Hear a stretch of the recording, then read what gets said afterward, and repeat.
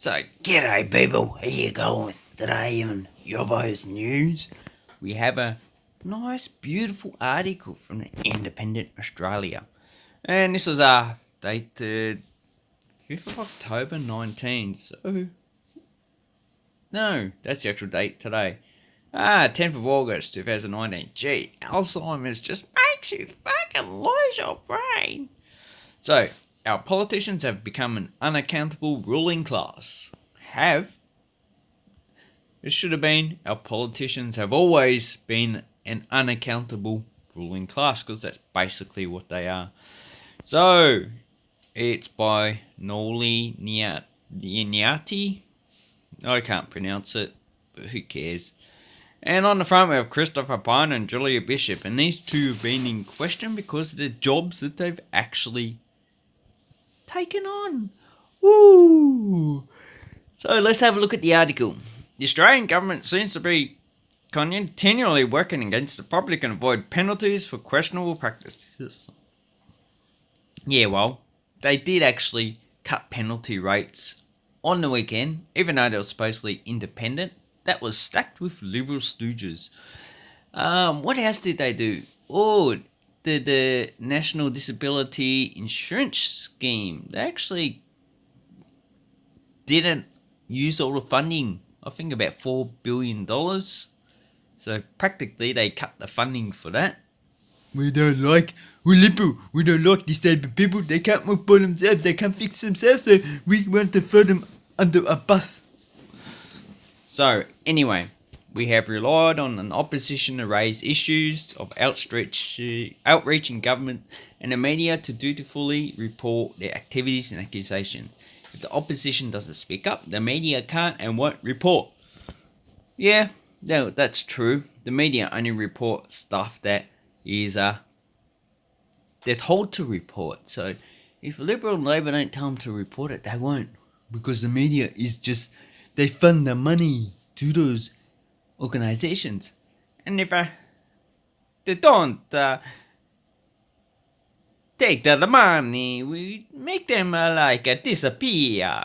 So anyway, the opposition can enjoy some unaccountability as a government. Woo! A government has enacted so much legislation, specific committees to ensure that they are never blamed for any wrongdoing. So, government does anything wrong, they report a committee, and then the committee goes blah blah blah blah, blah blah blah blah. It's not wrong if previous corruption is now legal. If an opposition doesn't provide headlines, how will media give punters a heads up for how the nation taxpayers have been taken for a ride? That's why we need a federal anti-corruption commission, and also one in each state, to make these politicians accountable. I remember reading a Victorian politician. In his biography, I can't remember who it was. I know he's buried at somewhere down south. Anyway, I'll have to look him up.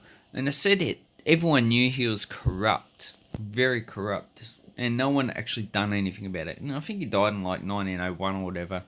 So this is not new. This is actually old. It's ingrained in our politics, and probably in politics everywhere. Think about it. Below are just 3 examples that do not pass the pub test. Cushy jobs with big ministers dealing with government. Yeah, Christopher Pyne and Julie Bishop scored jobs. And I'll leave a link down to this article down below, and you can click on their names, and it'll take you to the actual article. So let's click on their name, and goes to Wikipedia. Anyway, straight out of politics. Yep. With business they had just been dealing with in their ministerial positions, so they're actually using their former government positions. They got jobs that deal with those government, or have a connection with those government positions, because they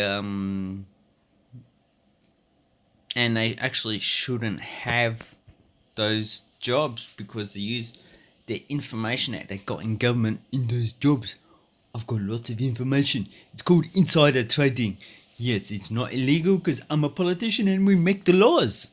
So get over it. It has been confirmed by nightly news and papers that those jobs are legit, even though questions are raised about ministerial standards not being met. Okay. So this is what I mean. Politicians can just do whatever they want, make their own laws. They go, "Oh, Labour, Liberal, we love each other. Let's make a law so we protect ourselves. Let's throw some breadcrumbs to the people." Ministerial Code of Conduct says ministers are not lobby or business meetings with politicians and public servants for 18 months in leaving Parliament, or matters they dealt with in the final 18 months of their office. Actually, that should be like 5 years, so then the information that they've actually got is just totally useless. To a degree. A lot of it's probably not. Yeah, so they're just saying, even at a cursory glance, doesn't that say they have breached their standards? No. To keep the few pesky senators quiet, the government initiated a review by the Department of Minister and Cabinet Secretary Martin Parkinson. In other words, someone employed by the Prime Minister to see if these rules have been breached. Of course, he said he had a look at it and all is above board. Not that it matters, you can't enforce those standards once it's too late. So, they broke their own rules. They get someone inside the Liberal Party to look at those rules, and then they go, "No, nothing here. Nothing's been done. Nothing is under the board. Everything is legit." Even if it's not legit, they just say, "Oh, it's legit." So, really, that's how you cover things up. Sadly, all that is reported is Julie Bishop and Christopher Fine cleared over the political jobs, so the majority of the population have led to believe this is all legit. The media can't and won't make value calls on these issues, and the opposition won't push too hard, as they have done exactly the same. The cogna line of ex-ministers in sweet private jobs and so-called independent government boards, often not even qualified to be on, is beyond the joke. So all the politicians actually do this. So in the rest of the article, then it goes on how they don't look after the homeless, Centrelink, and it's just selfishness and greed, and something that actually needs to stop. I'll leave a link. I'm not going to read the rest of it, which you can actually do, or maybe I'll make another part.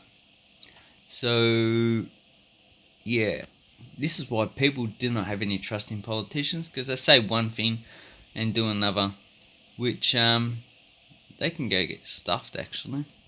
Thank you very much for watching my video, and have an awesome time, people.